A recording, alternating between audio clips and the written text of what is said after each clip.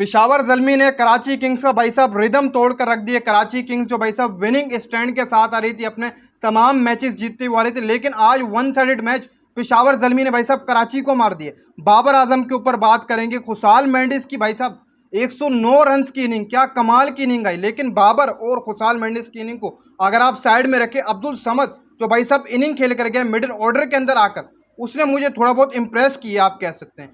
12 balls के ऊपर 40 run की इनिंग, 4 छक्के, 3 चौके, 333 का स्ट्राइक रेट भाई साहब मिडिल ऑर्डर के अंदर आकर। आप कह सकते हैं कि इस पूरे पीएसएल के अंदर कोई बंदा अगर मिडिल ऑर्डर से तगड़ी बारी खेल कर गया तो वो अब्दुल समद ही है भाई साहब।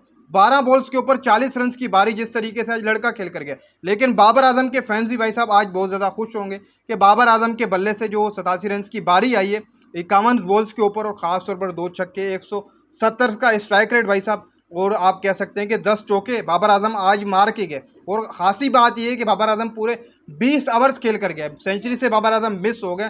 थोड़ा बहुत आप कह सकते हैं कि स्ट्राइक प्रॉब्लम था, स्ट्राइक बाबर आजम को आ नहीं रहा था, लेकिन फिर भी बाबर आजम को अगर देखा जाए तो एक लंबे अरसे बाद हम उनको T20 के अंदर ऐसी इनिंग खेलते हुए देख रहे हैं। आज बाबर आजम ने आप कह सकते हैं कि अपने अलग एक अंदाज से खेला।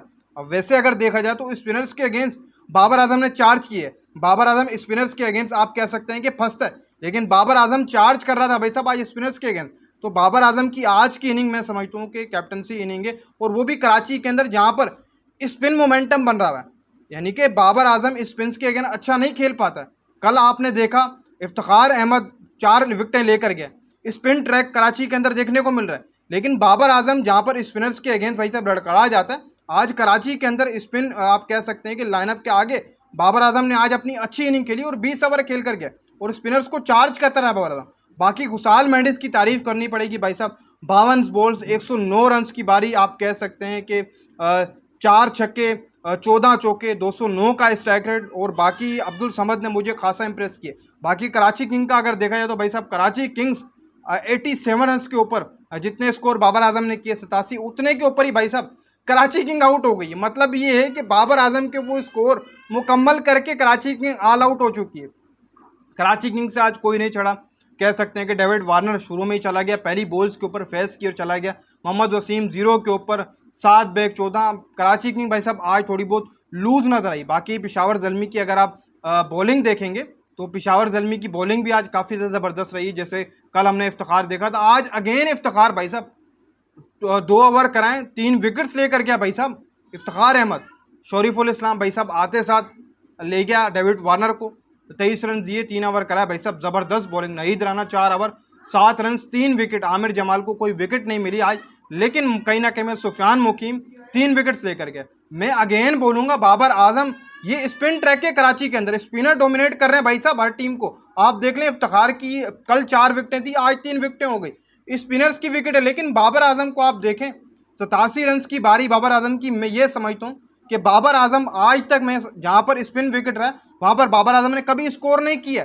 बाबर आजम आउट हो जाता है। आज बाबर आजम स्पिनर्स के अगेंस्ट स्पिन विकेट्स के ऊपर आज बाबर आजम कराची के अंदर 87 रन की बारी खेल कर गया, और खासी बात पूरे 20 ओवर खेल कर गया। तो बाबर आजम के फैंस के लिए अच्छी बात तो यही होगी कि बाबर आजम ने मेहनत की है शायद स्पिनर्स को खेलने की। नेट्स के अंदर हमने देखा बाबर आजम स्पिनर्स ही खेलते हुए हमें नजर आए।